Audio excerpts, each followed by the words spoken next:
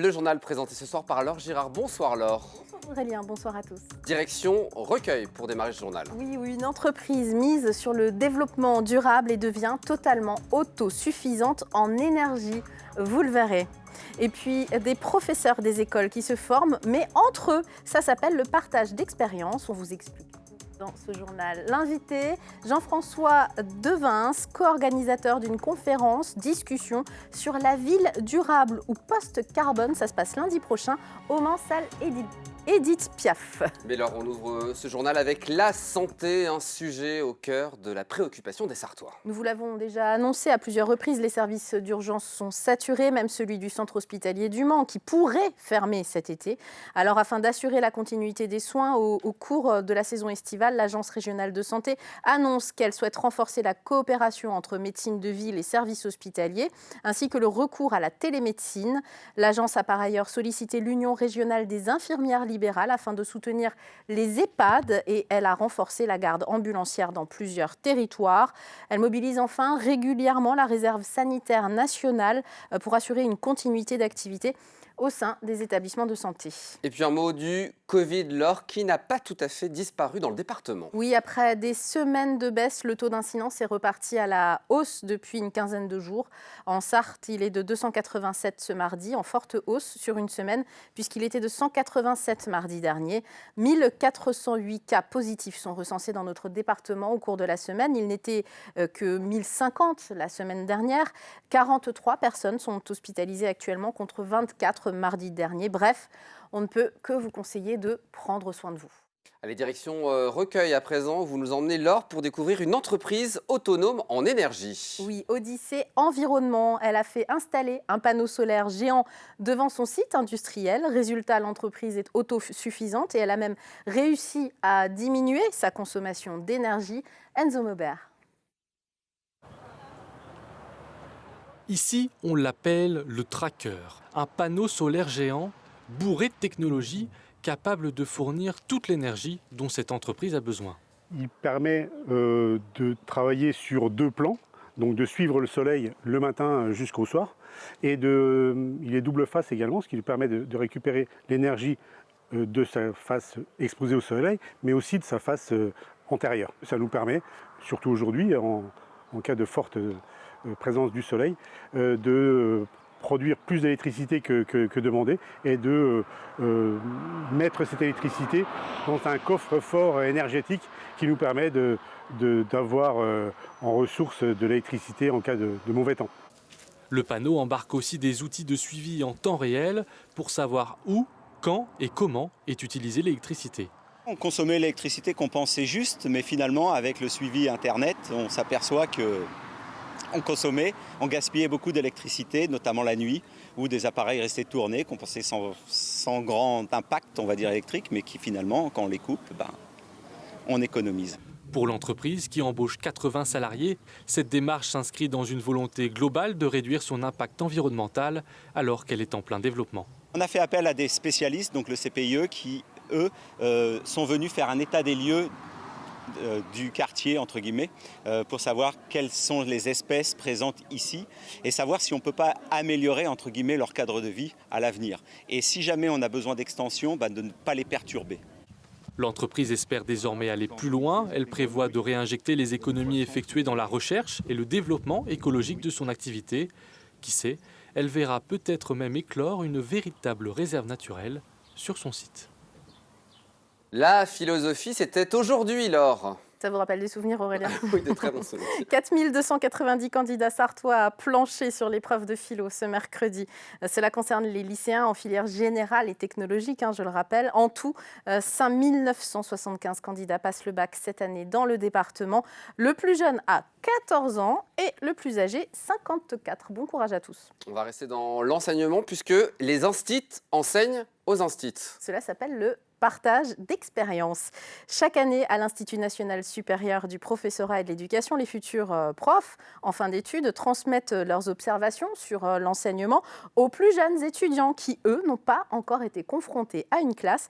Le reportage d'Anthony Piton et de Léa Turquier. Quel manuel utiliser, quelle méthode choisir pour apprendre l'écriture ou encore comment obtenir le silence dans sa classe. Autant de questions qui travaillent les futurs profs avant leur première rentrée des classes l'an prochain. Comment on va se présenter devant les élèves, est-ce que les séances vont bien se passer, et aussi comment gérer notre emploi du temps entre la fac, la préparation des séances dans notre classe et des stages. Quand on est là à la fac, c'est toujours plus facile que lorsqu'on se retrouve devant nos élèves. Et on est encore en formation pendant 1 an, donc le concours à la fin, donc oui, beaucoup d'interrogations. Pour répondre à toutes ces interrogations, justement, l'INSPE organise chaque année un partage d'expériences. Les étudiants de Master 2 qui achèvent 1 an de stage en école transmettent leurs trucs et astuces à ceux qui débutent leur formation. Par exemple, le stand de Johan là-bas, ce sera comment on écrit les lettres. Quand c'est important d'être modèle de ses élèves, comment faire la lettre X par exemple.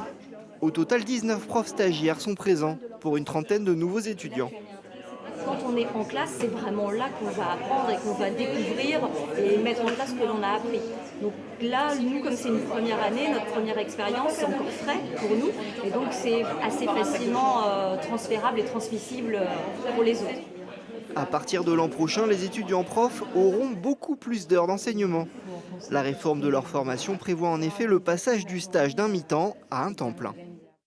Imaginez une ville durable ou post-carbone. On va en parler avec l'invité du journal ce soir, Jean-François Devins, membre du collectif Les Coriaces et co-organisateur d'une conférence-discussion sur cette thématique justement. Oui, ça se passe le lundi 20 juin au Mans, salle Édith Piaf, rue de l'Esterel. C'est de 18h à 20h30. C'est desservi par le tram, je précise, tram arrêt Espal. Mais d'abord, Jean-François Devins, c'est quoi les Coriaces ? Les Coriaces, c'est un petit groupe de personnes actives par rapport aux questions de l'environnement, et en fait qui sont issues de plusieurs associations. Alors il y a le collectif du Bois du Fouillet, dont on a parlé récemment. Notamment sur LMTV, Tout à fait. Qui lutte contre un projet d'urbanisation à l'emplacement du Bois du Fouillet. Tout à fait, c'est cela. Il y a aussi Alternatiba, le Mans Collectif Citoyen, le Forum de l'écologie politique en Sarthe, qui était issu en fait des Verts. Il y a FNE Sarthe, France Nature Environnement Sarthe, Patrimoine Environnement Menacé. Ah oui, voilà, donc vous êtes des membres actifs à l'échelle citoyenne. Vous êtes des citoyens engagés pour l'environnement. Tout à fait, voilà. Et donc il y a plusieurs associations qui gravitent autour des Coriaces. Et les Coriaces, c'est ce petit groupe-là qui veut construire en fait une réflexion autour de l'environnement, une réflexion pour agir. Voilà. Vous ne faites pas de la politique à proprement parler, vous invitez les gens à venir lundi prochain pour échanger et pour apprendre. C'est presque de l'éducation populaire en fait, c'est ce que je me disais en préparant cette interview. Vous invitez une professeure en géographie urbaine à l'Université du Mans, Syria Emelianov, pour parler de la décarbonation de ces sujets-là. Elle est spécialiste en quoi concrètement, cette universitaire ? Eh bien, cette personne qui est aussi une personne pas seulement universitaire, Bien donc sûr. très accessible et très communicative, donc ça sera un point fort en fait et puis de qualité. Donc elle est spécialisée en géographie, c'est-à-dire comment on occupe l'espace. Et depuis 10 ans, depuis plus de 10 ans, enfin en tous les cas c'est une des pionnières sur les questions de la ville et l'écologie, la ville durable. Et dès 2010, d'ailleurs, elle a publié un livre qui s'appelle « Les pionniers de la ville durable » aux éditions Autrement. Ah, Voilà. très bien. Alors, ville durable, vous allez parler, parce que l'intitulé de votre soirée, c'est ville durable, ville bas carbone et ville post-carbone. Vous allez parler de ces 3 thématiques. Finalement, vous différenciez les 3. Alors, on va le découvrir. Aujourd'hui, je ne peux pas d'abord le dire vraiment, mais on va le découvrir. Et effectivement, entre les 3, il y a une dynamique, il y a des nuances et qui permettent en fait de renouveler le regard qu'on a sur la ville et donc sur les politiques locales. Parce que notre objectif, en fait, en ce qui concerne les Coriaces, c'est vraiment de susciter d'abord une réflexion avec différents points de vue très différents. Et donc de pouvoir permettre aux arguments, quels qu'ils soient, de se déployer, de se confronter et de s'écouter. Et puis ensuite aussi quand même pour éclairer des solutions possibles, aussi l'action. Voilà. C'est là que je parlais d'éducation populaire et c'est tout important. À fait. Voilà, tout à fait. C'est une succession de rencontres. Vous en avez déjà proposé en début d'année et vous souhaitez continuer à proposer ce type de rencontres, vous, le collectif. Tout à fait. Alors, on en a programmé une avec France Nature Environnement Sarthe en janvier. Monsieur Counil ne pourra pas être présent à celle-ci Par contre, il nous a proposé d'en organiser une pour plus tard. Bientôt. Donc on prendra une date, on prendra une date. On l'a pas. Très bien. C'est gratuit, c'est ouvert à tous. C'est gratuit. Et c'est lundi. C'est lundi prochain. Et c'est lundi, tout à fait. Au Mans, salle Édith Piaf, je le rappelle, rue de l'Esterel, à partir de 18h jusqu'à 20h30. Et puis après, pour ceux qui veulent prolonger les discussions autour d'un verre, pourquoi pas. Merci. Sur ce plateau, un message de prévention routière, Laure. En raison des fortes chaleurs annoncées pour la fin de la semaine, les chaussées peuvent devenir glissantes. Les services départementaux qui gèrent les routes vous demandent d'adopter une conduite appropriée à l'état de la chaussée. Les équipes du département interviennent dès que possible en gravillonnant certains tronçons de route ou en épandant du lait de chaux, comme vous le voyez sur ces archives 2019, afin d'éviter la dégradation des chaussées. Alors des panneaux de danger chaussées glissantes seront positionnés bien évidemment, quoi qu'il en soit. Il est conseillé de réduire fortement votre vitesse si vous roulez dans ces zones. Et justement, la chaleur ne fait que commencer. Oui, si la canicule est annoncée à partir de demain pour le sud du pays, dans l'ouest, la hausse du thermomètre est prévue également. En Sarthe, il faisait 32 degrés ce mercredi après-midi, bien plus en ressenti à certains endroits. Et d'après Météo France, cela va monter jusqu'à 39 samedi. La baisse est prévue pour dimanche avec des risques d'orage. D'ici là, la préfecture vous demande de faire attention à vous tout simplement et de vous hydrater régulièrement.